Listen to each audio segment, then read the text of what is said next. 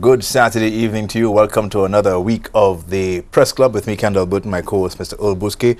We'll start the show, as usual, with a review of the newspapers for the day. The Voice newspaper is headline, $50 million more to finish St. Jude, with $95 million already spent. That's the Voice headline. The Mirror newspaper, the CAB, that's the Caribbean Association of Banks, encourages Caribbean governments to comply with FACTA financial hurdles. And the Star newspaper, locals finally smiling, from scapegoat to OECS judge, with a picture of our former Director of Public Prosecutions, Victoria Charles Clark. And of course, we have the usual Saturday inserts from the Star newspaper.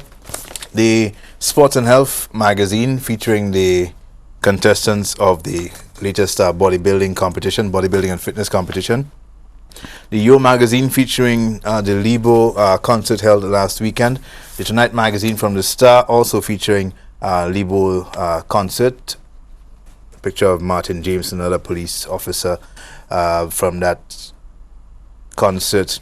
The center spread, I suspect, is probably your favorite part of your favorite publication. This time around, you don't get one centerfold model, but you get seven of the best. All in a fold. Yeah? In one folder. What sticks out in your mind this week? I know the situation in Venezuela and Brazil have dominated the broadcast side of things, but what sticks out in your mind this week? This week, yes, certainly at the international level, these are the two big stories.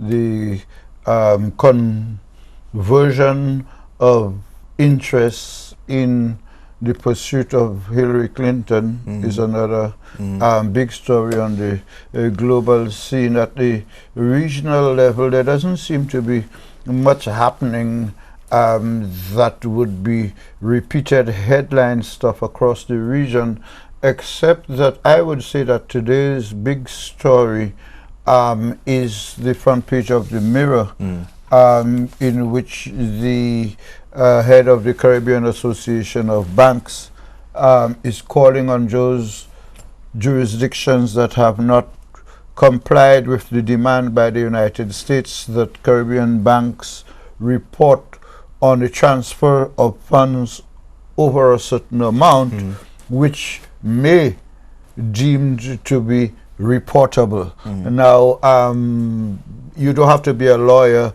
to be able to understand that this is another instrument being used by the United States. As the State Department uses its human rights report, the Financial Action Task Force, the FACTA, is part of the U.S. efforts to pursue illegal financial activity, whether money laundering or what have you.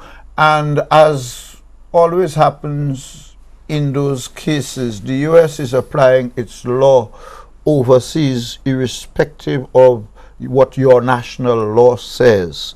So that the U.S. is saying to all of CARICOM and the OECS, everywhere that U.S. banks operate and everywhere that people use local banks to transfer money to the United States, each of those banks is required to report not just the sum, but to report if they have any reason to suspect that the money being transferred is not for the purpose stated or from the source stated.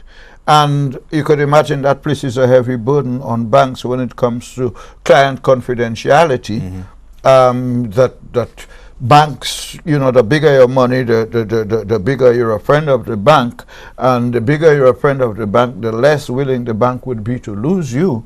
And if declaring what you are depositing the bank to be other than what it is, or your suspicion that it is other than what it is, then you not only run the risk of losing your clientele, but if what your suspicion is turns out to be true, and you upset an apple cart of the kind that you don't want to, then you could understand why there are still some jurisdictions in the Caribbean, including St. Lucia, that had not complied in full. Now, the banks And the Inland Revenue Departments have been passing the buck.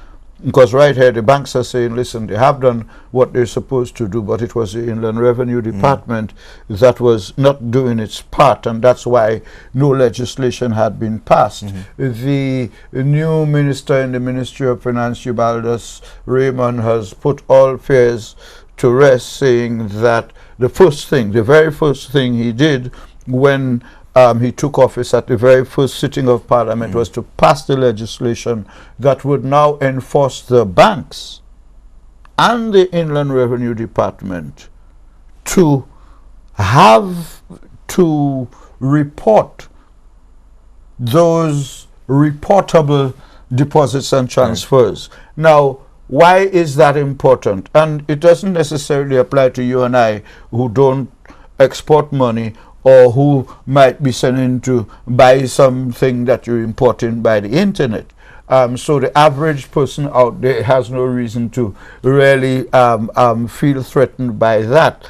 But those who move money in volumes, businesses, business persons, investors, and as well as those who would appear to have become rich overnight, the fact is, until they're caught and found guilty, they are supposed to be treated innocent. But the U.S. is saying, if you have suspicions, and if the activity turns out to be one that was reportable and was not reported, then the U.S. can implement its punishment.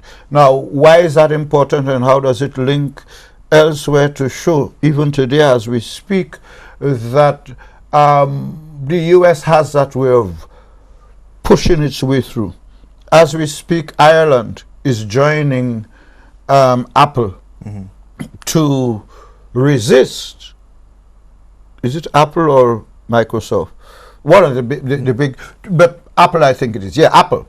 Ireland is joining Apple to resist a demand by the European Union that Apple pay Ireland billions of dollars that Apple is accused of having been able to skim from the treasury in Ireland by depositing its money in a bank that doesn't, in a headquarters that doesn't have an address or staff elsewhere. Now, on the one hand, the European Union is saying to Ireland government and the people of Ireland, hello, Apple just robbed you all, you know, $15–20 billion in taxes. You need to get that back from Apple to help your economy. But Ireland is saying, hello, the government of Ireland, the Prime Minister and his faction of the government is saying, listen, hello, no, we have made Ireland a tax haven, and that is why we want to attract big names like Apple to keep coming. Never mind they're not declaring all their assets and not paying all their taxes, but we have benefits in getting big people like that. On the other hand,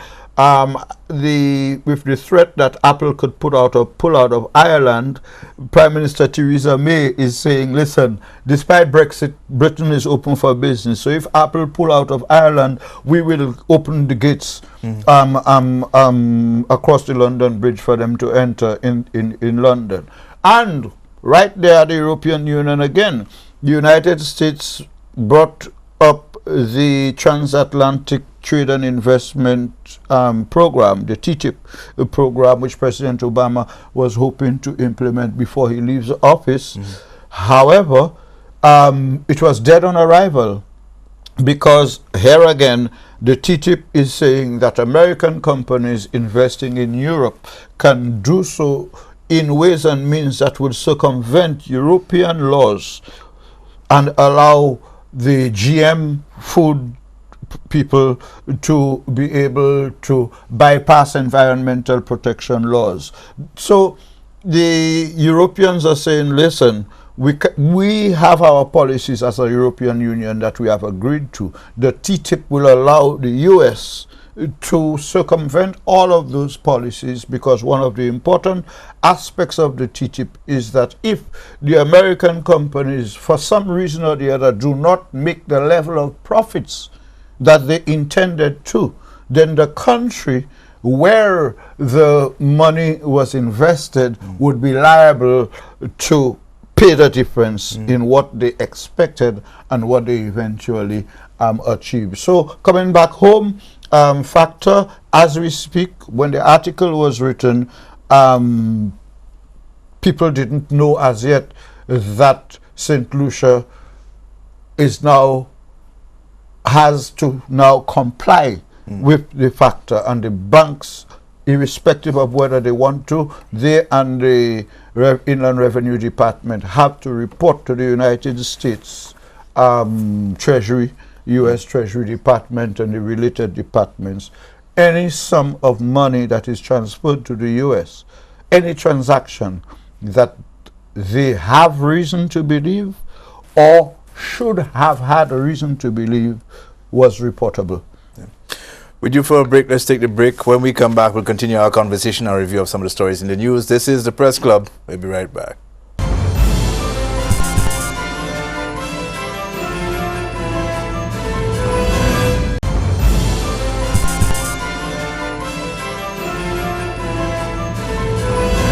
Welcome back. You're watching the Press Club. One of the other big stories making the news this week happened, I guess some people consider it international news, some people consider it regional news. Latin America, a lot of stuff has been happening there in terms of what's happening in Venezuela, the protests over in Venezuela, and the impeachment of the president over in Brazil. We've discussed that issue a number of times here, and the emergence of what has been termed now as constitutional coups happening across Latin America for several years now, and in Africa as well, Rwanda being a more recent example, where the president there has been almost ensured, guaranteed, rule until maybe 2034 if things work out the way he plans it, because the term of office there is 7 years. Constitutionally that has been changed to 5 years, but he's already moving into office, I think, for the third time, which could see him possibly gaining another 10 years. It's like Putin being there for another 12. Yeah.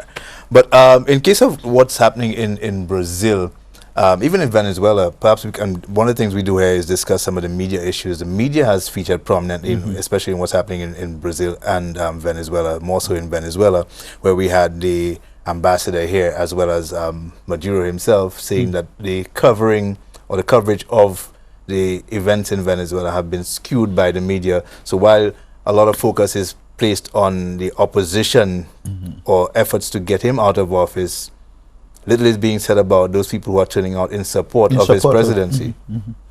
Yeah, no, that is absolutely true. The media did play a role and continues to play a big role in both instances. I would not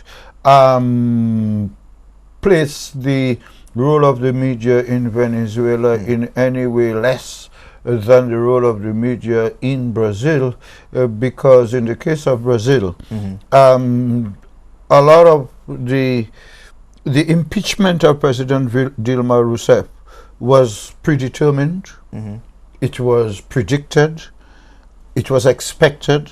I heard no one, including her supporters, give her a chance of winning. And you saw the vote.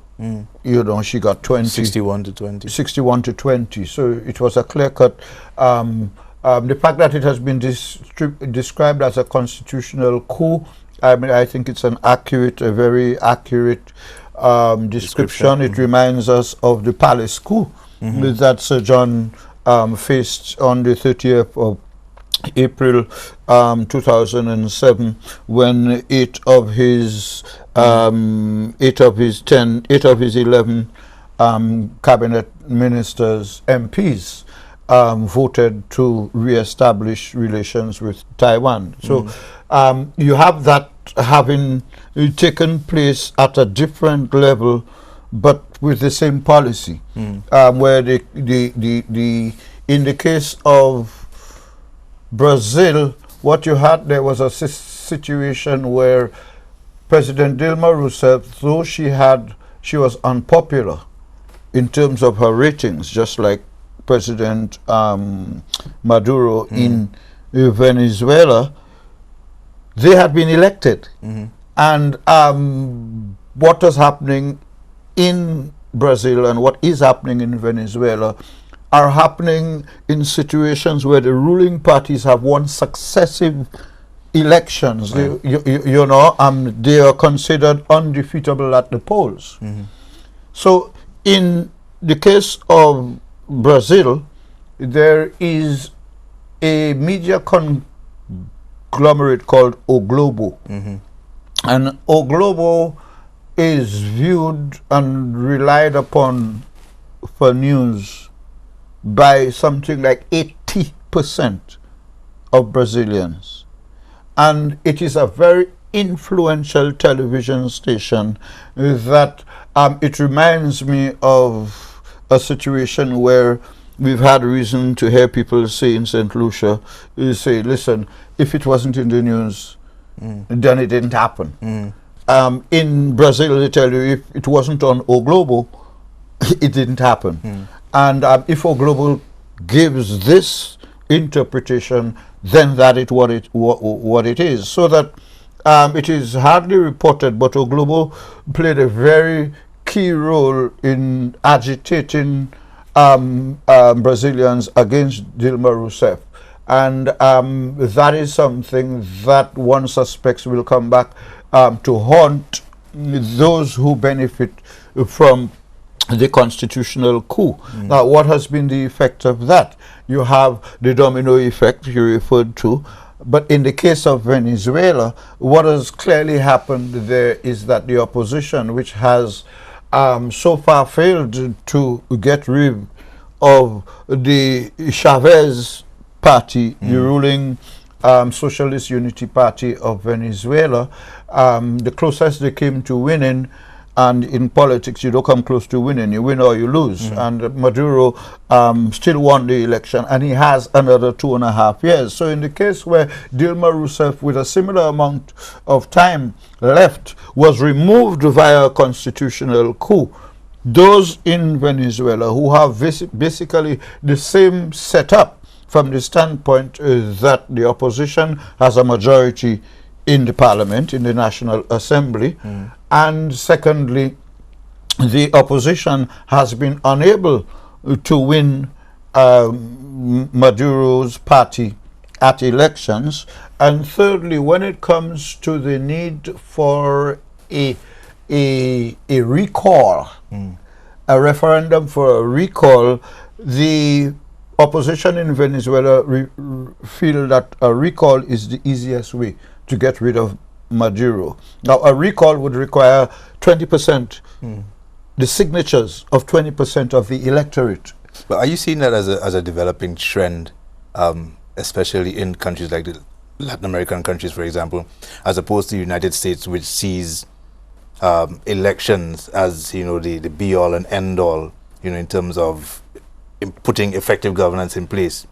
You see? Well, it's a trend that doesn't. You're not at all suggesting that the U.S. System is a cleaner reflection of expressing the democratic will of the people. But that's the key word there, the democratic will. Yeah. As you pointed out, over and over in Venezuela, as well as in Brazil, from the time of Lula da Silva, where he won with 61.8% popularity, a second term, constitutional, he could not run again, so he had to sit out a term. Then you had Dilma step in. Granted, like you said, her popularity declined 51 point something%, and it continued to because of the economic situation. But they couldn't dare opt for elections because Lula is still there.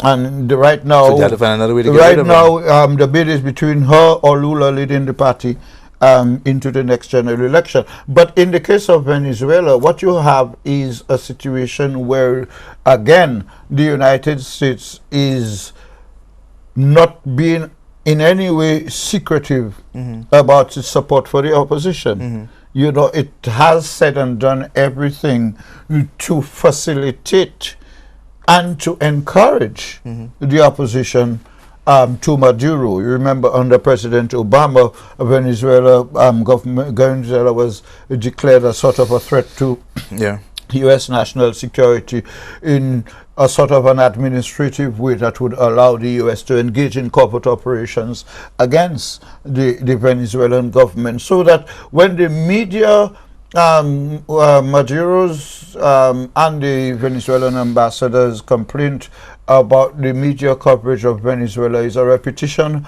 of the usual trend, because again, in Venezuela, while the mainstream media is anti Maduro, it is the international media, 95%, who are totally committed to giving a view of events in Venezuela that would encourage the world to want to see the back of Nicolas Maduro. Yeah.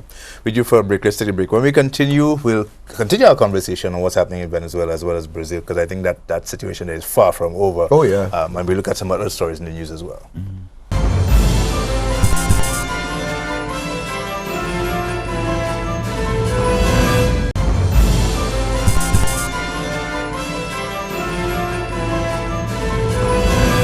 Welcome back. Before the break, we were talking about the developing situations in Venezuela and Brazil. I use the word developing because I think they're far from over, especially in Brazil, where we spoke about the fact that Dilma Rousseff has been impeached. But interestingly, there was a second vote taken. Yeah, she didn't lose her political rights. Right, which she should have done if she has been impeached. So it gives her the chance to come back into the fray. In fact, she has in fact indicated that this government is going to get the most sturdy opposition that it could ever have imagined under her leadership. Yeah. But what do you think would have led to that decision? Is it the fact that has been implied by the international media, the level of corruption that exists? More than half of the guys who voted against her are themselves under investigation for corruption. Exactly. The guy who replaced her as president cannot run for office because of his violation of election laws. He can't run for office. That means he can never be elected president. But as a result of the constitutional coup that he led, by a scratch of a pen, he's there until 2018. And the first thing he did after scratching the pen to become the president, bought a plane, went to China to attend the G20. Now that's another big story we'll have to watch. The BRICS, Brazil is part of the BRICS. There is nothing this President Temer has said or done or has indicated that will suggest that he will agree for Brazil to remain in BRICS during the next 2.5 years. But coming back to Venezuela, to Brazil, what the Brazilian analysts are telling you is that yes, democracy is dead in Brazil, but Michel Temer's situation is now worse than when the impeachment vote ended, because he now has to deliver on taking 11 million people out of unemployment. He has to deliver on bringing back the level of economic and financial stability that is going to allow Brazilians to reach a stage where they don't have to start taking lines in supermarkets.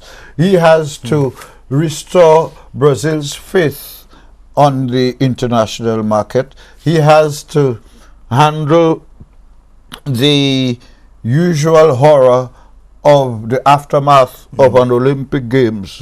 What they're going to be doing with all of those equipment and facilities that will put up with billions that the trade unions and poor Brazilians felt ought to have come to them. So they're going to be saying to him, Zika is still there. All of the expenditure on the Olympics was expended and is gone. What about us? So he has to be able to answer that. In the case of Venezuela, the recall, given the success of the impeachment of Dilma Rousseff in Brazil, the Venezuelan opposition is trying to hurry the almost likewise impeachment of President Maduro by implementing the constitutional requirements for a recall. Now, to have a recall, you have to have 20% of the electorate. And the opposition in Venezuela did not start thinking and acting about a recall until May of this year. And when they made their first effort, the electoral office was able to point out that tens of thousands of the votes, of the names and registers and the signatures, because every voter had to go and give their signature to certify. And thousands, tens of thousands of the signatures were proven to have been false, because in over 10,000 cases the persons were dead. Okay, they have to get 20% of the electorate, which is a couple million votes in the context of Venezuela. And according to the timetable, if they don't start that, they don't get those 20 million signatures before the end of this year, and if the referendum doesn't take place before the end of this year, then President Maduro will, if impeached, will simply have to hand over to his vice president, who is seen as being to the left of him. A gentleman I know very well, Aristobul. He's a guy I would like to see here. I mean, you'll never believe this guy is the governor of one of the richest states in Venezuela. Simple guy. But he was a minister of education and culture, very knowledgeable, a Venezuelan of African descent. He would possibly be the first of his race to be a president of Venezuela. The opposition don't want to see that. But the president of the Venezuelan Electoral Council has pointed out that the recall may not be possible until 2017, and in which case Maduro would simply, if defeated, have to hand over to his vice president. So it is in that context that I think that once again the Venezuelan opposition has been able to find ways and means, with the support, yes, of the international media and the local anti-Chavez, anti-Maduro media, because I have been able to see Latin American coverage and international coverage that is not associated with the traditional Western media that have pointed out, and you would hardly know that if you hadn't seen, that the demonstrations against Chavez was countered, against Maduro, was countered by a demonstration of equal magnitude for him, because the idea, since the Venezuelan opposition were unable to mobilize the number of persons in the capital that they thought they would have been able to show that they have the majority, they bust in people from around the country. And Chavez, Maduro said to his Chavista supporters, hello, they bring in people from around the country, let's do the same. And the two demonstrations were sizable, but again, given the orientation of the coverage. There you go, sizable and the orientation again. When you watch a CNN report, or any report for that matter, and it says millions of people came out to state their dissatisfaction with the government, the Maduro government. When they come to the opposition, they call them thousands. But you don't watch it in the context of the population of Venezuela. Oh, so no, the no. millions might not very well not be a majority, might be the minority, but the fact is million is a sizable number. Yeah, and so it you creates an know, impression in again, your mind. yeah, because again, what is the objective of the coverage? Television coverage on is impact of images, and you know, we know what images to show. You know, remember the image of the little boy in Syria wiping blood on his face. His brother died, but his brother didn't make the news. You know, it was the picture of that poor little fellow wiping blood on his face. Thank God he's still alive.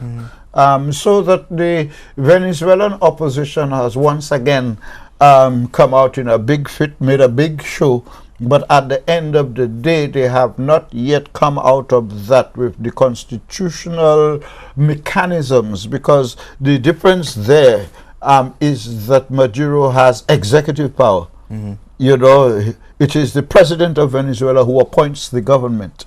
And even though the opposition has a majority in the National Assembly, they cannot just impeach and fire the president. But tie that situation, Brazil's situation, the impeachment, to the local situation, calls here for constitutional reform and changes so that we can take similar steps against political officials or public officials You're not going of to see wrongdoing. it. You're not going to see it, because our whole constitutional reform, our whole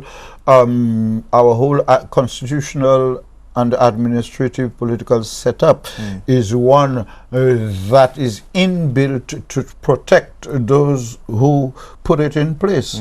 Lawyers, in effect, designed our first constitution. Lawyers in England to give to us. Lawyers from St. Lucia went up for independence to see how best they could influence the constitution that was being given to us by a country that does not have a constitution for itself. And we come again to the fact that we've had 7 years. 7 years after constitutional reform ended, we are still in a position discussing the merits and demerits of the recommendations. And as we have referred to time and time again, when it came to the parliamentary discussion of the future of the constitutional review recommendations, the elected MPs on both sides of the House came together as one to throw the report out the window, in effect, on the basis of it including provisions that would have rendered them to the scrap heap of electoral and political history. Waiting for a break. Let's take it. When we come back, we'll wrap up our final segment. Let's look at some of the other international developments and maybe a couple of local ones. This is the Press Club. We'll be right back.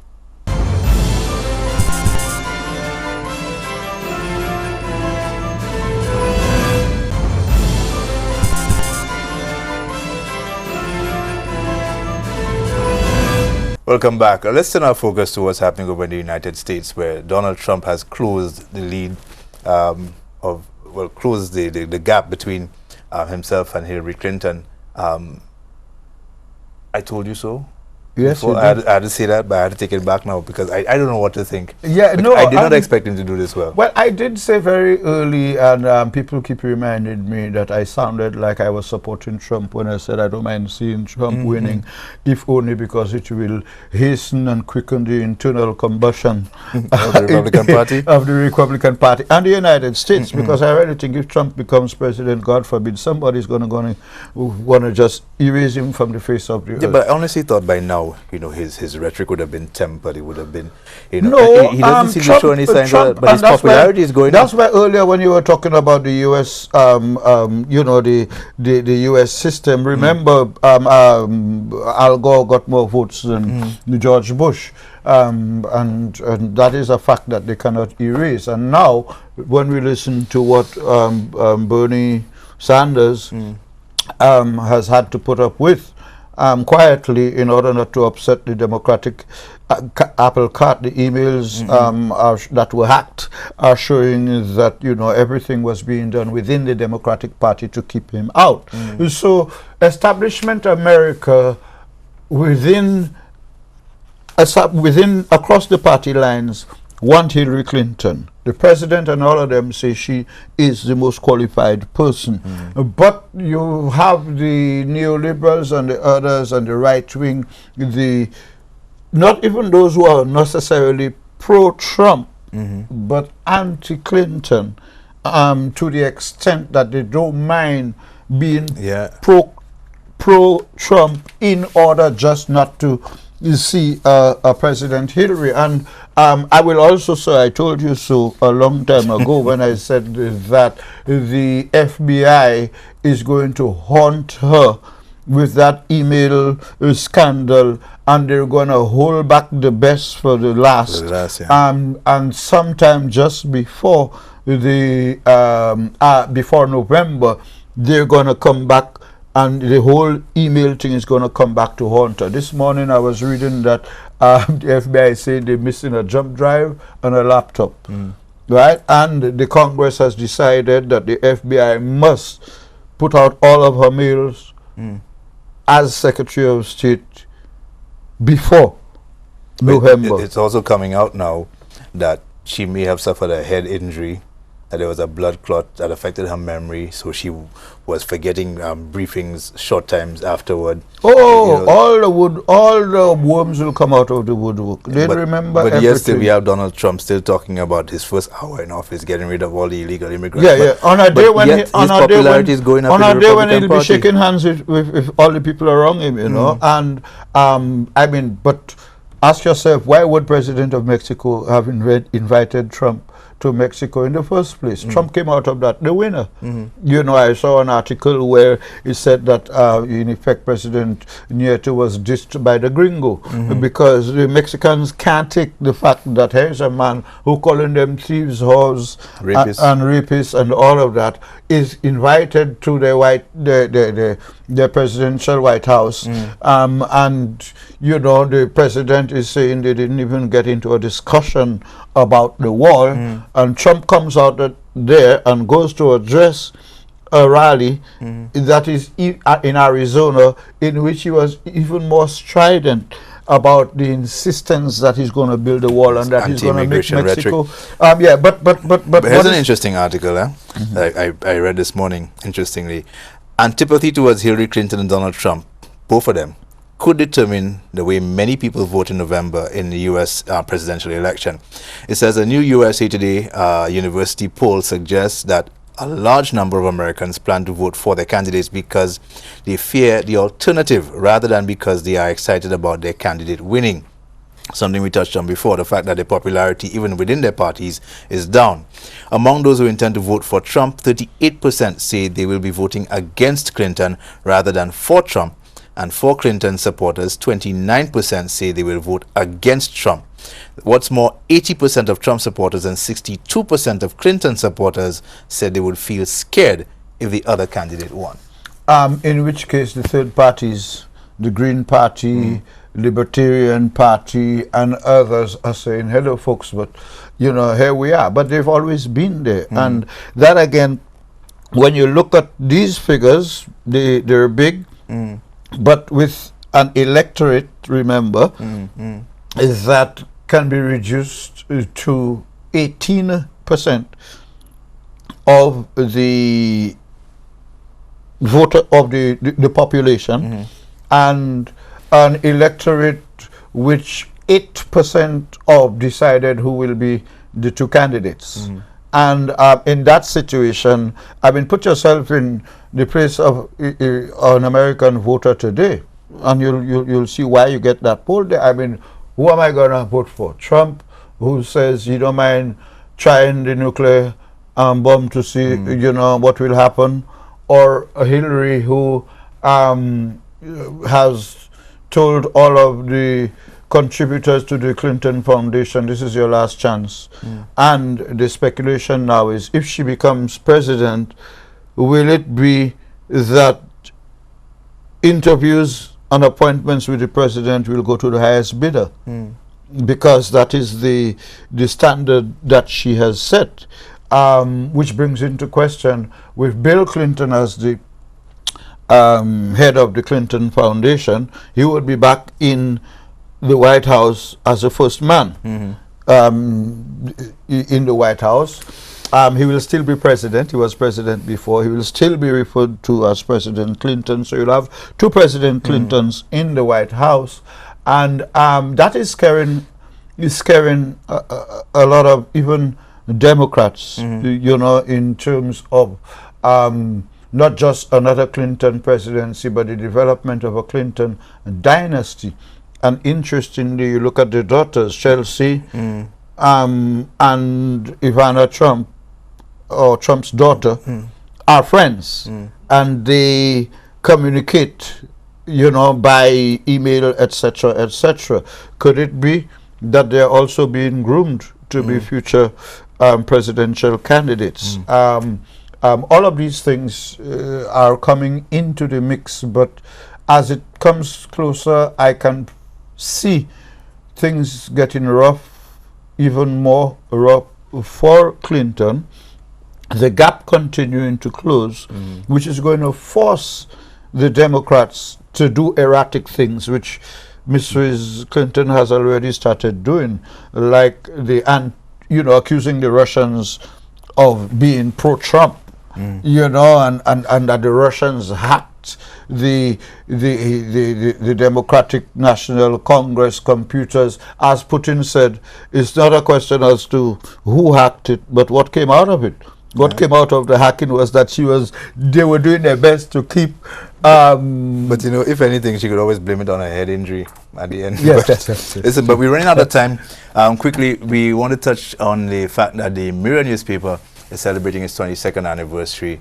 22 years since the establishment by Guy Mears and the other guy. Yes, that's when the two guys were two guys, two peas in a pod. I got a little tidbit here. 22 years ago, I was in Guyana, and I do have an article in the first. I did have an article in the first issue of the Mirror. I started a column in St. Lucia reflecting what I did in Guyana, which at the time was called it ran out of me. 22 years, that's a long time, eh? Yeah, in 22 but I don't years remember ago. it either. Yeah, but the fact that the things that make me say, oh shucks. Because in Guyana, I was seeing a lot of things that surprised me, which were normal to Guyanese, like seeing 5 Chinese going to church on a BMX. You know, they're accustomed seeing that. I would take those things and write about it. I would see things and write about them, things that make me say, oh shucks. And I started it in the Mirror. There's also another anniversary today. The Tonight magazine has highlighted that Rick has in fact had 200 pinups in the, not just in the Tonight magazine. I think these are also from the Star. No, these are not 200 pinups. It's 200 issues. Well, in fact, Rick has more than 200 pinups. Yeah, definitely. Yeah, definitely. But we only got 7 today, which is more than your usual one. Yeah, so well, you're still happy, right? Of late, they have been having a lot of fellas. Anyway, we'll get to it. That's our show for this week. Thank you so much for watching. I'm Kendall Burton on behalf of Mr. Earl Bousquet. I wish you a safe and enjoyable weekend. We'll see you next week, God willing.